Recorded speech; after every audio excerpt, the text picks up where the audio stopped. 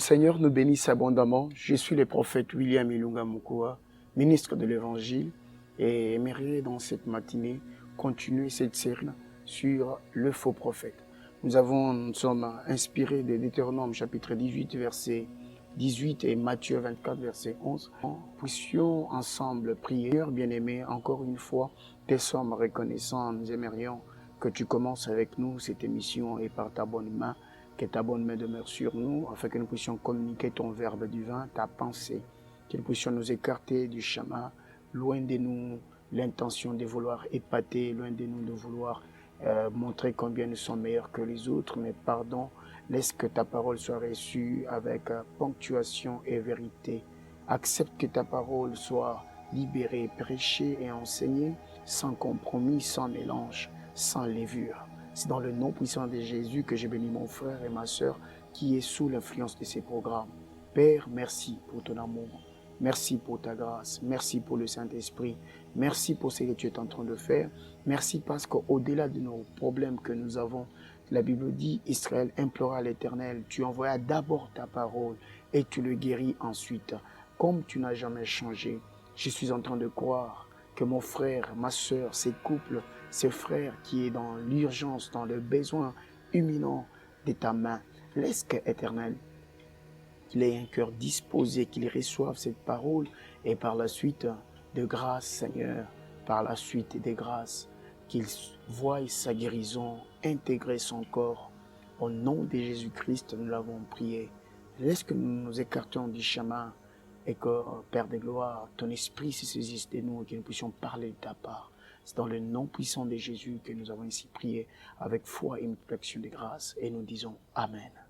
Nous étions en train de dire, nous avons commencé notre série qui est le faux prophète et aujourd'hui nous aimerions abonder dans une certaine direction. Bien-aimés dans le Seigneur, lisons dans l'évangile selon Saint Matthieu, chapitre 24, à partir du 3e verset jusqu'au 14e verset. Il s'assit sur le montagne des Oliviers et les disciples vinrent en particulier lui poser cette question. Dis-nous, quand cela arrivera-t-il et quel sera le signe de ton avènement et de la fin du monde? Au verset 3, tu comprends que ces peuples, ces disciples sont venus vers le maître en aparté lui poser la question ou disons il s'est préoccupé de la question de sa seconde venue qui est son avènement et de la fin du monde. Voilà les choses qui devraient préoccuper l'Église aujourd'hui parce que nous sommes dans un moment, un temps très dur et un temps difficile lesquels, avec le coronavirus, avec toutes ces différentes pandémies qu'on nous promet, le média, les scientifiques, ainsi de suite, prouvent à suffisance que l'épouse de Christ, l'Ecclésia, devait être en train de se préoccuper de la seconde venue du Seigneur et aussi de la fin du monde. Et en passant, vous rappelez aussi que nous, les gentils, nous devons nous préoccuper de la fin du temps de la grâce. Parce que la fin du temps de la grâce n'est pas la fin du monde. La fin du temps de la grâce ne parle pas forcément de l'avènement de Christ. Vous voyez? Donc, ce sont des choses que nous aimerions, autour duquel, je veux dire, nous allons nous entretenir dans cette série que nous avons commencée depuis la semaine passée. Ainsi, aujourd'hui, nous aimerions abonder. Comme je viens de m'arrêter au chapitre 3, continuons au verset, au verset 3, continuons au verset 4 jusqu'à 14 pour essayer un peu de saisir de quoi nous allons aborder dans cette vidéo. Jésus leur répondit, verset 4, « Prenez garde que personne ne vous séduise, car plusieurs viendront sous mon nom, disant, c'est moi qui suis le Christ, et ils séduiront beaucoup de gens. Vous entendrez parler des guerres, et des bruits de guerre, gardez-vous d'être troublés, car il faut que ces choses arrivent, mais ce ne sera pas encore la fin. » Verset 7 dit, « Une nation s'élèvera contre une nation, et un royaume contre un royaume, et il y aura en divers lieux des famines et des tremblements de terre. Tout cela ne sera que le commencement des douleurs. » Vous voyez ? Alors on vous livrera au tourment et on vous fera mourir et vous serez haïs de toutes les nations à cause de mon nom. Alors, aussi, plusieurs succomberont et ils se trahiront, se haïront les uns les autres. Verset 11 dit, plusieurs faux prophètes s'élèveront et ils séduiront beaucoup de gens. Et parce que l'iniquité se sera accrue, l'amour du plus grand nombre se refroidira. Et verset 13, mais celui qui persévérera jusqu'à la fin sera sauvé. Cette bonne nouvelle du royaume sera prêchée dans le monde entier pour servir des témoignages à toutes les nations. Alors viendra la fin. Que le Seigneur nous bénisse, bien-aimés, et ajoute des bénédictions multipliées à cette écriture et à sa parole, voulais-je dire.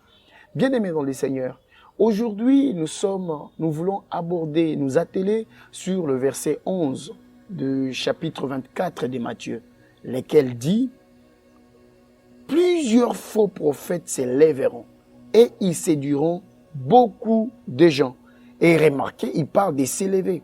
Quand est-ce que s'élever veut dire quoi? Quand on parle de s'élever, qui est le verbe pronominal, qui veut dire quelqu'un qui s'élève de soi-même, qu'on n'a pas élevé. Et le verbe élever veut dire mettre plus haut, porter plus haut, rendre plus haut. Voyez? Donc, vous comprenez que ces prophètes n'ont pas été élevés par celui qui institue le prophète. Selon Deutéronome chapitre 18, verset 18, où il est dit que la Bible, les Seigneurs nous promet à Israël, je veux dire, que je susciterai du milieu de toi, Israël, un de vos frères comme un prophète. C'est Dieu qui suscite des prophètes. Mais ici, il s'agit de faux prophètes. Premier élément de ce verset parle des hommes qui s'autoproclament, qui s'élèvent. Ils sont contre la communauté. Ils sont contre la discipline de l'Église. Ils sont contre les statuts de leur assemblée. Parce que qui que vous soyez, quoi que vous fassiez, vous ne dépassez pas l'apôtre Paul. L'apôtre Paul, pour commencer son ministère aux gentils, selon les apôtres, il fallait que le Saint-Esprit descende dans l'assemblée de Jérusalem pour dire « Mettez-moi à part Paul et Barnabas pour l'œuvre à laquelle je les ai appelés. » Voyez-vous, c'était dans une assemblée, ce n'était pas un désordre. Paul ne s'était pas levé, il ne s'était pas autoproclamé, il ne s'est pas levé pour dire que Pierre prêche des hérésies, Pierre ne prêche pas la parole faite chair, Pierre est contre la doctrine, ainsi de suite, pour commencer une nouvelle église. Vous voyez, ils se sont levés. Première caractéristique du faux prophète, ils s'élèvent. Ils cherchent des alibis, ils cherchent des raisons. Bien aimé dans les Seigneurs, ton père, même s'il est illettré, même si ton père est qui qu'il soit, tu peux être licencié, ton père n'est pas licencié, et rappelle-toi, son argent qui pouvait l'amener aux études universitaires, faire un master plus 2, plus 3, je ne sais pas, atteindre un certain niveau d'études, c'est tout ce qu'il a investi en toi. Tu n'as pas le droit de les pointer, de les doiter, de les tutoyer. C'est ton père. De même avec les choses spirituelles. Ton père peut être dans l'erreur d'une manière ou d'une autre. Mais si Dieu t'a dit, c'est ton église, tu n'as pas le droit de quitter cette assemblée. Qui que tu sois, tu dois rester là, continuer de t'affermir dans la parole et continuer de prier pour ton pasteur et de continuer ton chemin. Voilà ce que je te conseille. L'apôtre Paul, lequel a mis l'ordre de l'Église, nous a interdit d'abandonner nos assemblées. Si nous abandonnons nos assemblées, qui fortifierait votre pasteur? Vous voyez, vous devez rentrer dans votre assemblée. Le faux prophète s'élève, il quitte les assemblées. Et après avoir quitté, il commence, de parler en mal de leur assemblée. Vous parlez en mal de votre pasteur, vous parlez en mal de votre communauté. Vous êtes meilleur que eux. On vous donne 5 ans, on vous donne une année. Vous allez succomber. Vous voyez, nous sommes humains. Nous devons apprendre à nous pardonner. Nous devons apprendre à rester dans nos assemblées. Et qu'est-ce qui fait ça? L'esprit de séduction, le faux prophète. Ils sont animés d'un esprit d'égarement. Ils sont animés d'un esprit d'envie. Ils veulent être comme leur pasteur. Ils veulent être comme leur pasteur. C'est la cupidité. Ils ont la soif du leadership. Ils veulent dominer aussi sur les autres. Ils veulent être ses chefs. Ils veulent qu'on les respecte. Oh, malheureusement, dans cette génération, avec ces systèmes de dadidisme, Tout le monde veut être daddy. Tout le monde veut être daddy. Et je te rappelle, la Bible nous dit, n'appelez personne votre père. Qui que vous soyez, si vous avez le respect de Dieu et le respect de sa parole, n'appelez pas votre pasteur votre père. Un seul est notre Père, le Père céleste. Matthieu 6, notre Père qui est dans les cieux. Dieu ne veut pas ne faites pas à Dieu des rivaux. Ne faites pas de nous, vos pasteurs, des rivaux au Père.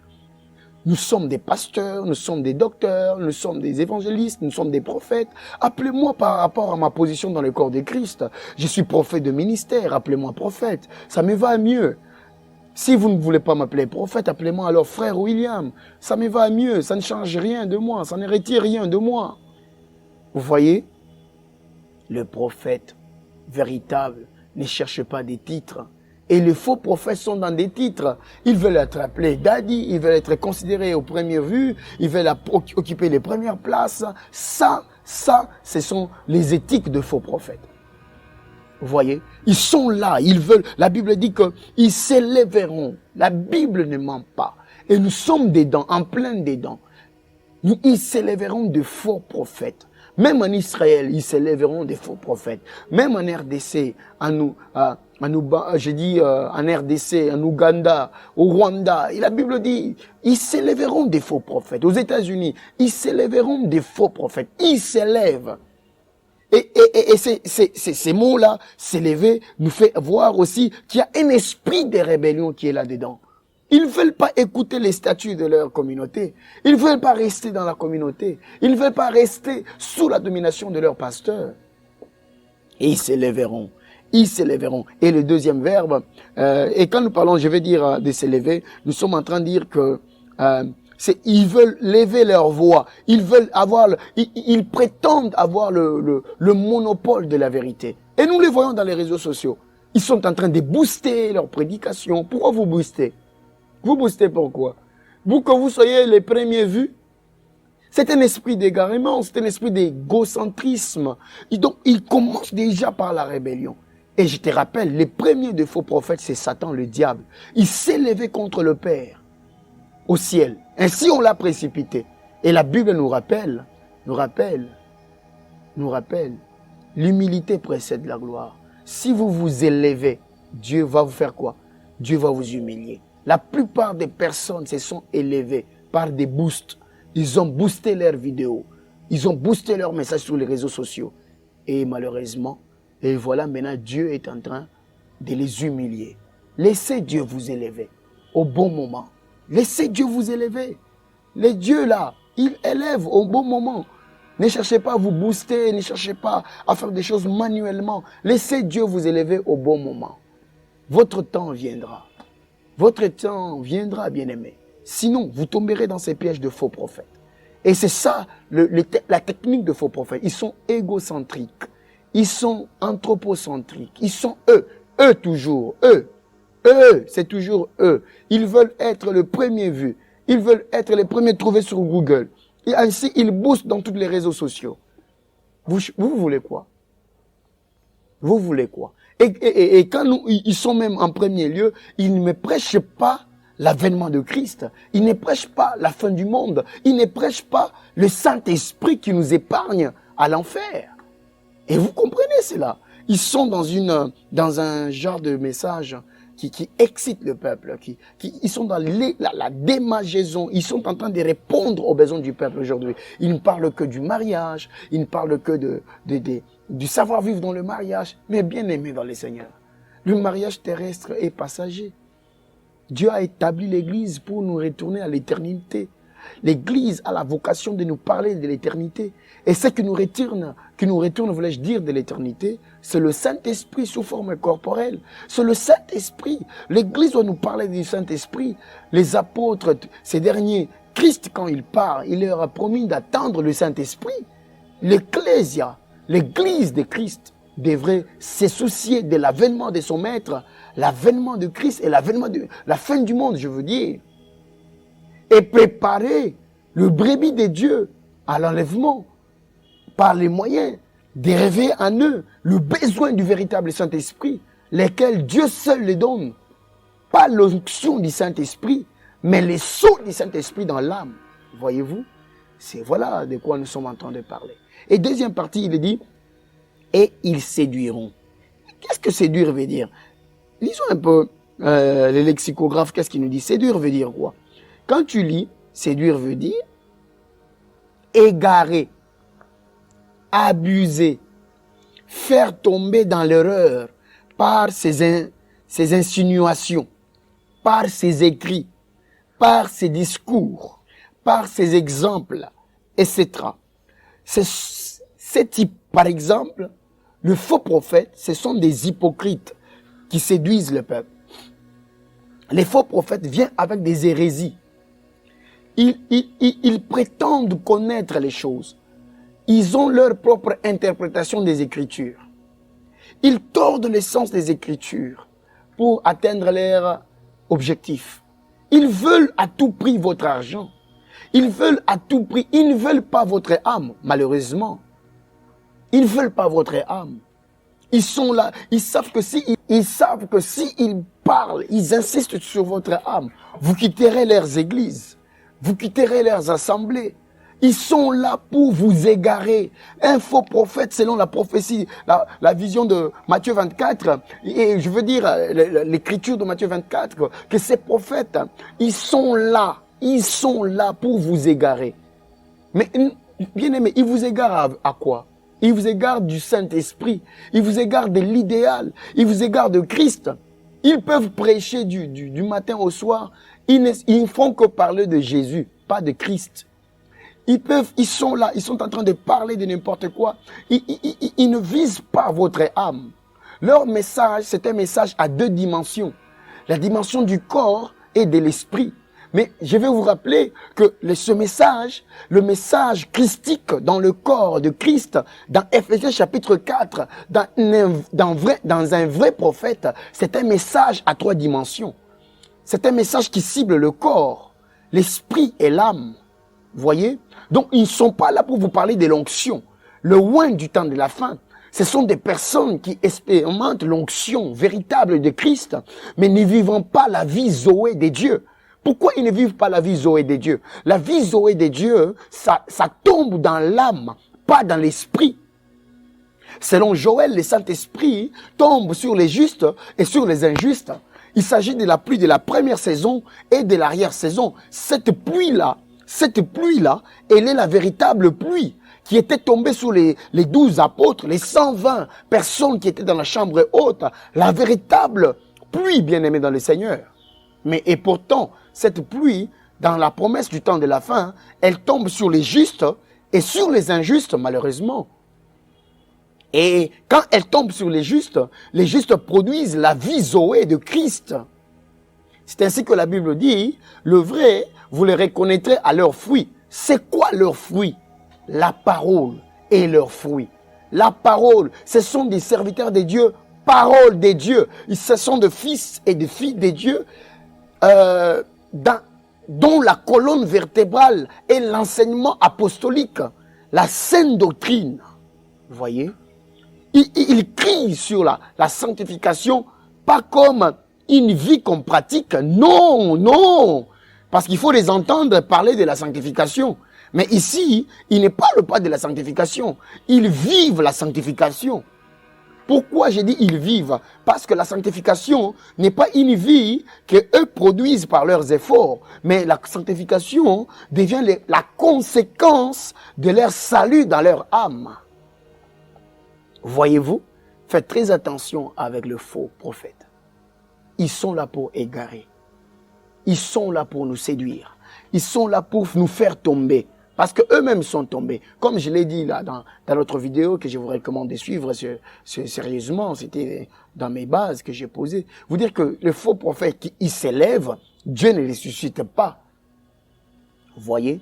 Et puis une autre manière que le diable élève ses serviteurs, c'est quoi? Par exemple, nous savons qu'il y a un don des prophéties, il y a le ministère de prophète. Le don des prophéties selon 1 Corinthiens chapitre 12 et le ministère des prophètes selon Ephésiens chapitre 4. Le diable étant rusé, spécialiste dans la contrefaçon, il peut faire passer d'un homme qui a le don de prophétie pour un prophète. C'est déjà une grande ruse. Vous avez un don de prophétie, vous avez un don de parler des paroles de connaissance, et voilà, vous vous autoproclamez prophète. Non, frère. Et je vous rappelle qu'en Éphésiens 4, Dieu l'équipe de ses dons de vision et autres. Bien-aimés dans le Seigneur, faites attention aux faux prophètes. Verset 11 insiste, plusieurs faux prophètes s'élèveront et ils séduiront beaucoup de gens. Ils séduiront, ils égareront beaucoup de gens. Ils abuseront beaucoup de gens. Ils feront tomber dans l'erreur par ces insinuations beaucoup de gens, par de fausses interprétations. Vous voyez? Donc, bien-aimés dans le Seigneur, ces gens-là, ils sont vraiment habilités à parler de l'argent. Et ils ont leur propre ambition. Lisons par exemple, lisons dans Colossiens chapitre 2, verset 18. Je le prends ici. Colossiens chapitre 2, 18. Ou disons, prenons la version Semeur. La version Semeur dit quelque chose d'intéressant. Version Semeur dit, Épître aux Colossiens chapitre 2, verset 18. Ma version dit ceci, celle de, je vais dire la version Semeur. Ne vous laissez pas condamner par ces gens qui prennent plaisir à s'humilier et à s'adonner à un culte des anges. Ils se livrent à leur vision, ils s'enflent d'orgueil sans raison, poussés par leurs pensées toutes humaines. Ils refusent, 19, de s'attacher au Christ, qui est le chef, la tête. C'est lui que le corps tout entier tire sa croissance, comme Dieu le veut, grâce à la cohésion et à l'unité que lui apportent les articulations et les ligaments. Vous êtes sans ignorer que l'écriture est infaillible. Et la parole de Dieu ne devrait pas être sujet d'une interprétation personnelle. La parole de Dieu s'interprète elle-même. Malheureusement, avec les faux prophètes, ils donnent leur interprétation à la parole de Dieu. Et l'écriture est en train de dire, dans Matthieu 24, verset 11, on nous a parlé de ces gens de ces hommes et ces femmes qui sont en train d'insister sur quelque chose. Quelle chose? Ils sont en train, je veux dire, ils sont en train de nous détourner, d'abuser de nous séduire par leur propre compréhension des Écritures. Ils sont en train de nous égarer de Christ. Mais non, ici, l'apôtre Paul, qui est le prophète de l'église d'Éphèse, le premier âge de l'église, lequel avait les deux témoignages, le témoignage de Christ et le témoignage de Dieu, à qui on avait donné le mandat de mettre la fondation de l'Ecclésia. Bien aimé, l'apôtre Paul est en train de parler à l'église des Colossiens.